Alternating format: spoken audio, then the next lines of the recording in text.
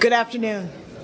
I'm grateful to our colleague, Ambassador Heller, for his able leadership of the Council, and the United States is very pleased that the Council today issued a strong, unanimous statement, clearly and unequivocally condemning the launch of April 5th, making it plain that that launch was in contravention of Security Council Resolution 1718, and making it clear that any such future launches would also be in contravention or violation of existing Security Council resolutions. It clearly demands that there be no further such launches, and through the mechanism of the existing sanctions regime under 1718 allows for the substantial strengthening and augmentation of that regime.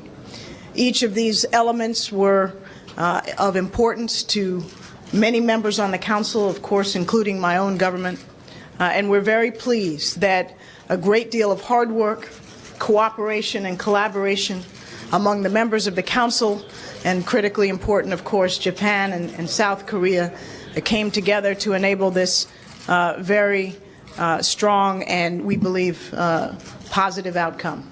So with that, I will take a couple questions. Ambassador, there seems to be some debate as to whether there's any legally binding items in this presidential statement. We talked to one party and they say no. You're saying yes. Well, the United States, first of all, the United States views presidential statements, broadly speaking, as binding.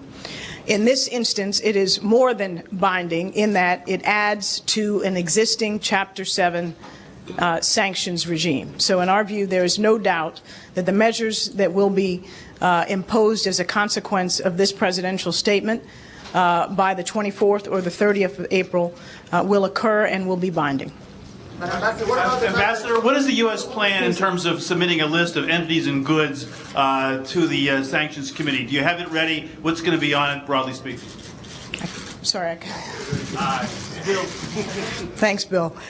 We have already compiled a U.S. list, a proposed list of goods and entities. We may, in fact, add to that list, and we look very much forward to the recommendations and proposals that will come from other member states.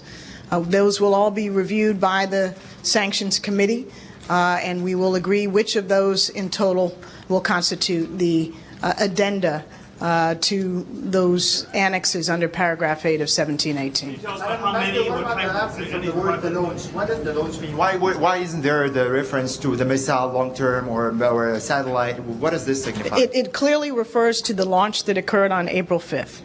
And we are very satisfied with that language, recognizing that we are talking about a launch, in our view, that was that used ballistic missile technology, therefore violated 1718.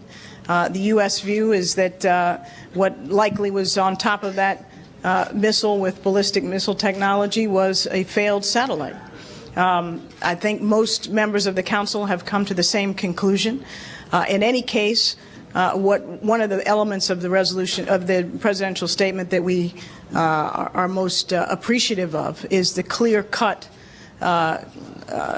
clarification that any such future launch